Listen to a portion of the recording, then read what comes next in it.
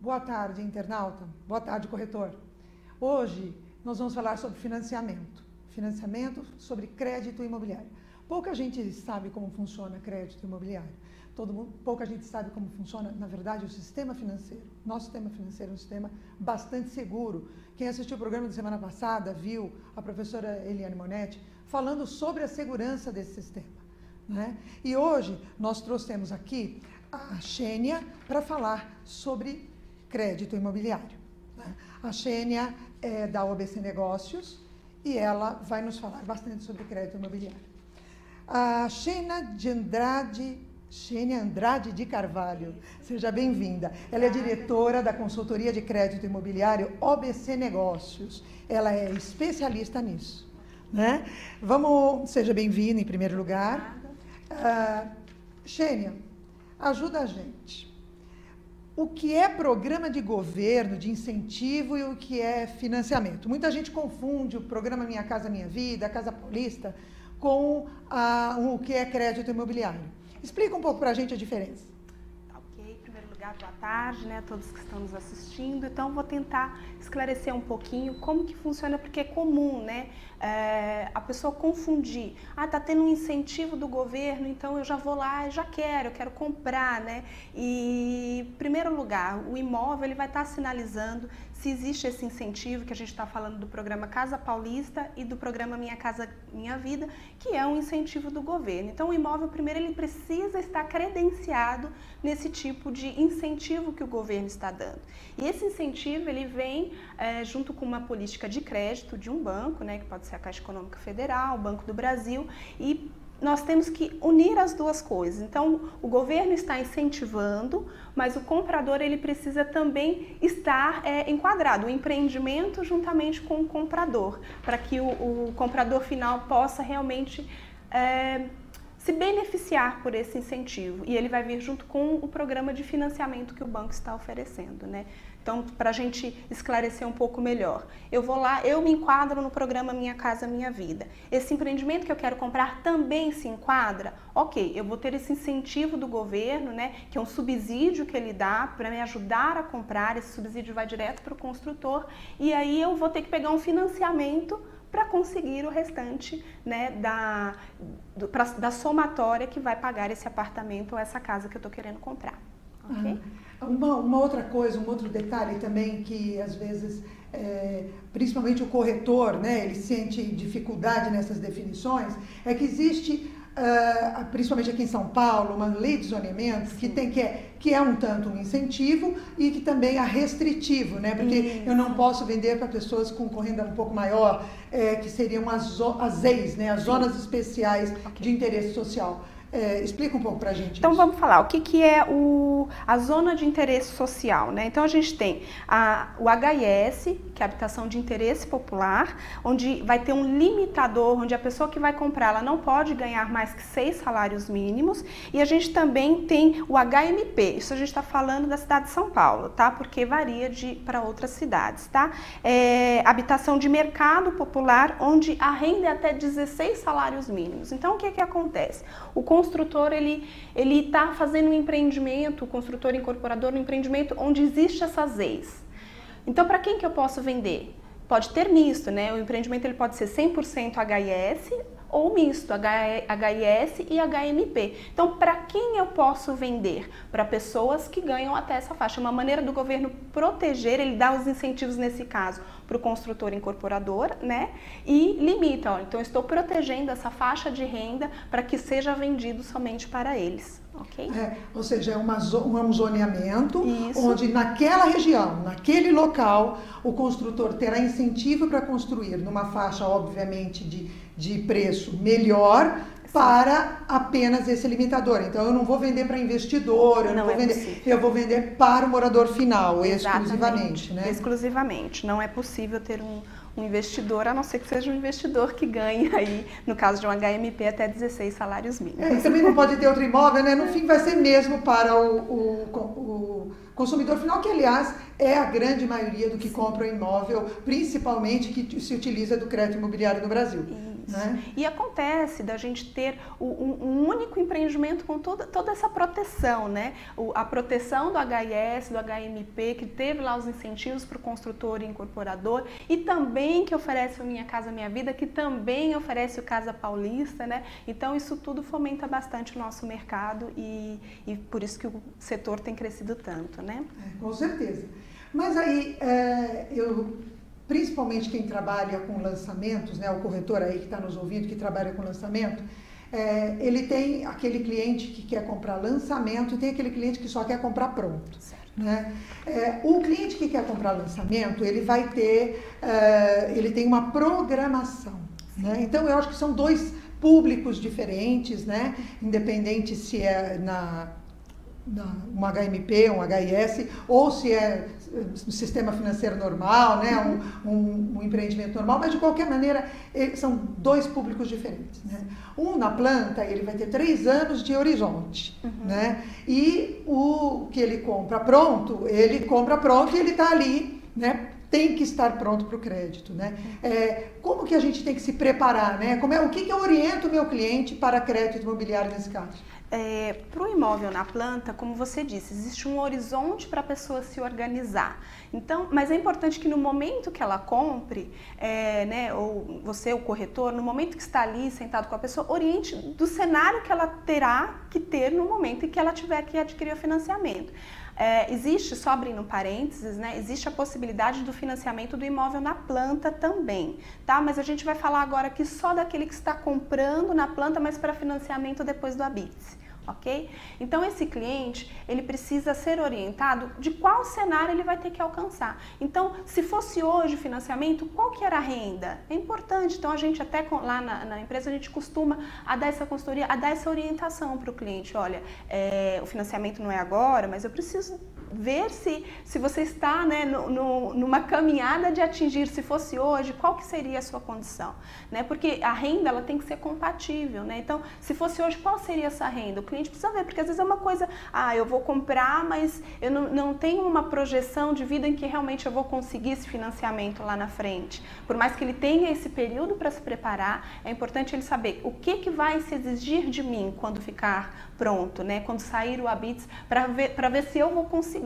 Lógico, não vai poder ter as restrições cadastrais, né? É importante a pessoa saber, poxa, eu pretendo casar daqui 6 meses, então vai entrar uma outra renda, ou não, vai entrar uma outra pessoa também para se analisar o cadastro dela, né? Essa pessoa já vai entrar nesse contrato de compra e venda, senão eu vou ter que pagar uma sessão lá na frente para incluí-la, né? Então, é importante orientar o comprador que, por mais que o cliente ele tenha esse cenário todo para correr atrás, né? Esse período todo, o que vai ser exigido dele lá na frente para que ele então se prepare corretamente, né? Porque senão fica muito fantasioso, o comprador se deslumbra, né? A gente tem empreendimentos tão maravilhosos, né? Ele olha o decorado, né? Eu quero, né? Então, tudo bem, você tem 3 anos para se preparar, mas o que vai ser exigido de você lá na frente é isso, é essa renda, essa situação cadastral, tudo bem para você? E aí, junto às 3 partes, né? Consultoria de crédito, corretor, incorporador, fecham tudo com o cliente.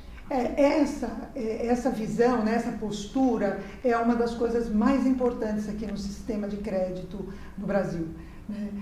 Há uma posição muito responsável por parte do incorporador, por parte do quem analisa o crédito, né, uma empresa como o ABC, e por parte também tem que ter por parte do corretor e do próprio cliente. Né? Então, não adianta você contratar só porque tem 3 anos e chutar a bola para cima, ver o que dá, né? Não é bem assim. Então, é importante ter esse desenho, e esse desenho é o que faz o nosso sistema ser muito seguro. Né? Mesmo na planta, quando ainda não tem o compromisso com o banco, é analisar o cliente. A gente sabe muito bem, o corretor sabe muito bem que ele tem que preparar a pasta, a documentação, trazer a documentação agora para que a gente faça esse desenho desse horizonte do cliente. Embora ele tenha 3 anos, ele precisa ter esse desenho de horizonte. Dá mais segurança para todo mundo, né? Para o comprador, para o corretor, para o incorporador, né? E faz isso que você falou, faz o nosso sistema ser mais seguro, né? Então as pessoas falam tanta coisa aí que pode acontecer, mas eu acho que tudo isso faz que tenhamos mais segurança do setor que a gente atua, né? Então eu estava conversando, inclusive, outro dia com um diretor de crédito imobiliário de uma grande empresa, e ele estava me falando que a inadimplência no sistema de crédito imobiliário é 1,8%, enquanto em outros mercados chega a 8%, 10%, né? Exatamente. Como, sei lá, automóveis, né? Bens de consumo. E no mercado imobiliário é 1,8%. Por quê? Porque todo mundo se prepara bastante para isso, né? Sim, tanto o incorporador como comprador, como o próprio corretor na hora da consultoria. É um dos menores índices de inadimplência que tem, tanto na própria carteira que ainda está com o incorporador, como também na carteira que está nos bancos, né? Que já é a parte do cliente que já conseguiu o financiamento, já está pagando para o banco, o índice não é muito diferente também. Ele quer garantir a causa dele, né? Essa é a verdade. É verdade. Né? E aí, quem compra pronto? Né? Nós sabemos, uma das coisas que também é um item de segurança é que não se financia 100%. Né? Então, quem compra pronto? O que ele tem que ter antes de sair para comprar o imóvel? Né? Porque o cliente chega e fala assim, olha, eu quero morar no bairro tal, eu preciso de 3 dormitórios. Mas qual é o preço? Até onde ele pode ir? Né? Tudo isso tem muito a ver com a capacidade de pagamento, né? A gente brinca que o céu é o limite, né? Então, a gente tem que ver o que cabe, né, no bolso e, enfim, considerar algumas coisas. Como a gente falou do comprador anterior, ele teve um tempo para se preparar, né? A entrada, né, o recurso próprio, ele teve um tempo para pagar para o construtor, né? E ele teve um tempo, inclusive, para se preparar na parte da decoração, né? Que ele vai ter que fazer no imóvel. E esse já está ali, já está com um imóvel pronto e o vendedor geralmente dá um prazo muito curto para ele conseguir o financiamento e esse financiamento, como você disse, nem sempre atinge o 100% do que o cliente quer. A maioria, a gente está falando de 90%, 80%, né? Até 80% do que está avaliado o imóvel. Então, ele precisa dispor desse recurso próprio para dar para a pessoa que está vendendo, né? Ele vai ter que ter aí uns 20%, 30% de entrada. Isso, de 20%, a partir de 20%, né, 20%, 10%, tudo dá muito, tem bancos que financiam 90%, né, tem bancos que só 80%. Então, ele precisa dispor dessa diferença para dar pro construtor. Não esquecer também, né, que vai ter que, por mais que está pronto, vai ter que se dispor também de verbas de decoração, tem as despesas de escritura, alguns bancos já permitem que isso seja incluído no financiamento, a gente pode falar um pouquinho mais para frente sobre isso também, se você quiser. E ele tem que ter tudo, o cadastro dele ok, né? A documentação, né, pessoal. Então a gente brinca muito que o brasileiro ele não gosta muito de burocracia e poucas pessoas sabem, mantém o cadastro em dia. Quando a gente fala de manter o cadastro em dia, por exemplo, tem um detalhe que é muito ignorado e que atrapalha no financiamento. Por exemplo, um casal que recém-casado. Aí a mulher mudou o nome dela e não foi lá, não alterou os documentos, não alterou na receita, esse nome não é mais. Isso é um impeditivo para que ela consiga um financiamento, né? Então é importante ela observar que eu não tenho muito tempo, e às vezes vai perder um tempo com essa burocracia, né, de tirar foto, de juntar documento, de ir lá, de trocar todos os documentos pessoais, porque o banco vai exigir. Então, qual que é o seu nome agora? Eu preciso ter documentos que comprovem. Isso é uma coisa que a gente vê muito no nosso dia a dia, né? Muito comum. A pessoa mudou o nome e não tem mais ali, não alterou os documentos. Isso é um impeditivo. E para imóvel pronto vai ter esse tempo para preparar, né? Então já tem que entrar com a documentação no banco, já temos que pedir a vistoria, já vai para toda a burocracia para que realmente ela efetive a compra. Então, é isso que eu aconselho, né? Então, já está pensando, já está com o cliente ali, já vai oferecer um imóvel pronto para o cliente, já pede para ele dar uma olhadinha se a situação cadastral está ok, né? Se os documentos pessoais, a gente fala, documento pessoal todo mundo tem, mas será que está de acordo? Porque tudo isso vai ser exigido, né? E a gente pode dar algumas dicas depois também sobre quais documentos de renda ela pode apresentar para conseguir esse financiamento. vamos falar então agora sobre esses documentos de renda e como que eu sei quanto eu posso financiar. Eu acho que tem simuladores para isso, não é? Quanto eu estou com o meu cliente na frente, quanto que eu digo para ele que ele pode financiar? Ok. É meio complicado dizer quanto, né? Porque a gente precisa primeiro fazer a conta, lançar no simulador, né? Varia um pouquinho e depende muito da renda que o cliente vai apresentar. Então, que tipos de comprovantes de renda a gente pode ter? A gente tem o Olerite, que já é o mais comum, né? Que é o contra-cheque que a pessoa pode apresentar. Tem banco que pede só o último, tem banco que pede os 3 últimos, né? Depende muito da instituição financeira que o cliente vai escolher, né? Tem também a parte do extrato bancário, então as pessoas falam, poxa vida, eu posso, né, comprovar a minha renda, mas às vezes, infelizmente, nós temos muitos brasileiros ainda na informalidade, né? Então é aceito sim o extrato bancário, tem banco que vai pedir 3, tem banco que vai pedir 6, né? E tem também o imposto de renda, que pode ser utilizado, decore para profissionais liberais. Esse decore sempre tem que vir com uma guia recolhida, né? Então não basta só fazer a declaração, tem que recolher a guia para que aquilo tenha validade. E existem alguns empreendimentos, a gente está falando de mais popular ainda, né? Que existe até uma declaração de rendimentos que pode ser utilizado, tá? Mas a grande maioria a gente vai falar de contra-cheque, que é o Olerite, extrato bancário, imposto de renda e decore. Esses são os documentos que são utilizados. O que vai determinar, né, o valor? A taxa de juros. Então, né, às vezes num banco, por conta de uma taxa, o cliente consegue atingir o valor que ele quer e no outro banco já não conseguiu. Tem um sistema de rating que cada banco também utiliza. Às vezes a pessoa tem toda a comprovação, ela fala, poxa, mas pela minha renda, pelo que eu coloquei no simulador, eu conseguia e agora eu tive uma reprova, né? Então os bancos também estão consultando o sistema de pagamento, né, de comprometimento do Banco Central, que pode ser que esse cliente não tenha um rate suficiente para conseguir, ainda que a renda apresentada aparentemente consiga aquilo que ele quer. Você falou de taxa de juros, né? Okay. A taxa de juros ela é arbitrada pelo banco, né? Okay. Houve agora um passado não muito distante, né? Aí uma briga ao contrário, né? Os bancos baixando, o outro baixava também, né? Ainda mais, né? Quer pagar quanto? Só faltou. Foi bem interessante essa. Sim. Mas hoje os juros estão aí entre 7,5% e 11%. Exatamente. Né? Existe uma faixa, depende do valor a ser financiado, né? Se tem incentivo, se cai se é uma moradia mais popular ou não. Mas também depende de banco para banco, né? Mas não é só taxa que entra na conta, né? Tem taxa, tem seguro, né? Tem outras taxas que o banco cobra e os bancos têm taxas diferentes. Eu costumo falar para o cliente, compara prestação, né? Porque a melhor faz a mesma simulação que você vai comparar a prestação para ver onde tem taxa, onde tem juros. Mas essa variação é muito grande? Exatamente. A gente trabalha, eu vou tirar os programas que a gente estava falando antes, né? Que é o programa Minha Casa Minha Vida, mas a gente tem taxas no mercado disponível de 7,5 até 11, 12, que é tudo que está dentro do sistema financeiro da habitação, né? Então, 12 é o limite. Exatamente. Então você imagina, né?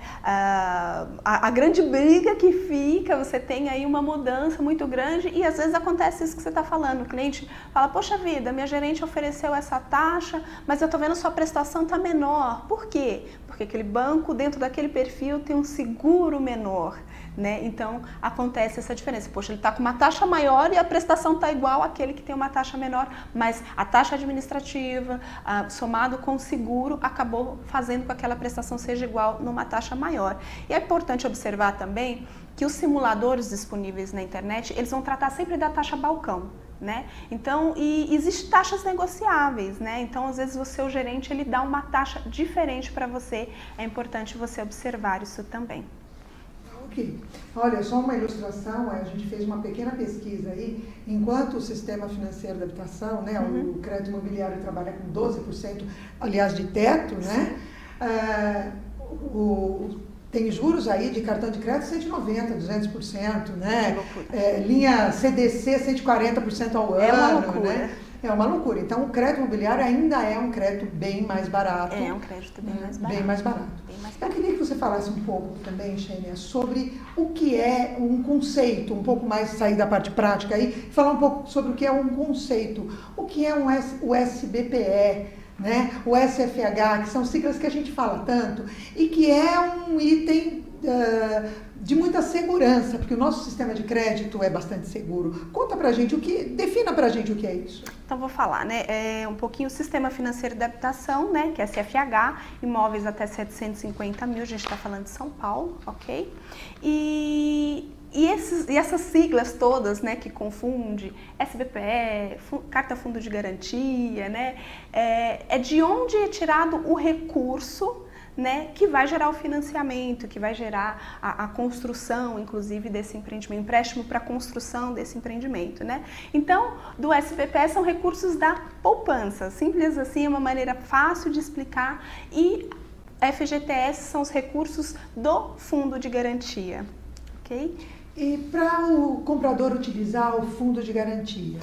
Ele precisa morar, né, ou trabalhar na cidade onde ele está querendo comprar esse imóvel com fundo de garantia, e ele não pode possuir nenhum imóvel, né? Então são essas primeiras primícias aí que a gente precisa observar para que ele possa utilizar o fundo de garantia, né? Numa instância mais profunda, pode ser outras pesquisas, pode ser que a gente tenha que fazer outras pesquisas, tá?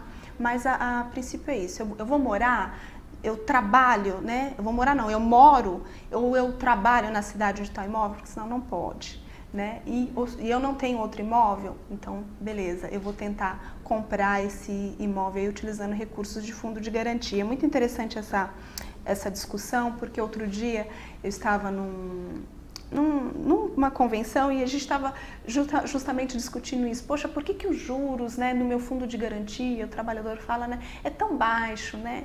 Poxa, podia ter uma remuneração melhor em relação a isso, né? Mas o movimento que existe no mercado imobiliário, né, ele vem justamente de recursos do fundo de garantia. Então, às vezes o trabalhador ele fala, poxa, eu sou prejudicado de um lado, eu podia ter uma correção melhor se esse dinheiro tivesse numa outra aplicação. Mas o que movimenta o Brasil, né, o programa social que faz com que os recursos do fundo de garantia, né, movimenta, então justifica porque é tão baixo a correção do fundo de garantia do trabalhador. Até porque é meio que amarrado, né? A entrada da poupança, a entrada do fundo de garantia, que é o dinheiro que é recolhido, ele é disponibilizado num juro bastante melhor do que acessível, que a gente acabou de falar. Né? Então, ele por causa disso, porque existe essa amarração. Exatamente. E, inclusive, a gente não falou, né? Mas no programa Minha Casa Minha Vida, você tem juros a partir de 4,5 ao ano. Gente, 4,5 ao ano. É um excelente programa, porque, né? São juros subsidiados exatamente para colocar aquela imensa população que não podia nem sonhar com a sua casa própria, hoje já pode. Já é uma realidade, né? A Minha Casa Paulista, a mesma coisa. É um déficit, né, grande no Brasil e que tem diminuído justamente por conta desses programas. Com certeza, né? Então, eu quero usar meu fundo de garantia, do lado do comprador, ele tem que morar na cidade, ele não pode ter imóvel, mas os valores do imóvel também é limitado. Até 750 mil. Até 750 mil para São Paulo, Minas, Rio. Aí a gente tem uma tabela para o restante do Brasil. Que a gente pode disponibilizar, inclusive, depois no site, enfim, para como você achar melhor. Tá. Então é isso, gente. Falamos um pouco sobre financiamento imobiliário, falamos um pouco do que você tem que fazer para ajudar o teu comprador a comprar melhor, a fazer um bom negócio, né? Tem que se preparar.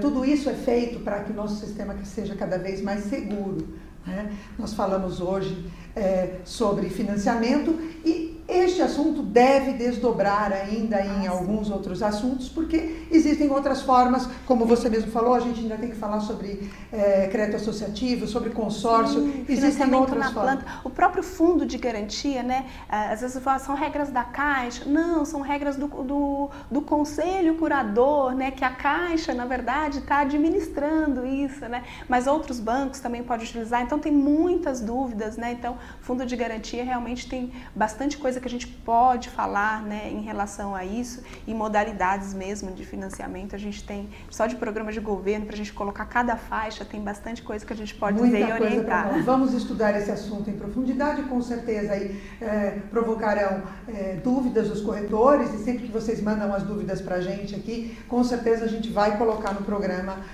para satisfazer as suas dúvidas. Hoje nós falamos com a Xênia, ela é diretora da OBC Negócios, que é uma consultoria de crédito imobiliário que nos ajuda aí a colocar nosso cliente no sonho do seu imóvel. Na próxima semana, provavelmente a gente vai estar aqui falando um pouco mais sobre isso e também sobre o mercado do interior, né? Porque o mercado do interior é riquíssimo. Não perca na terça-feira que vem, ao meio-dia.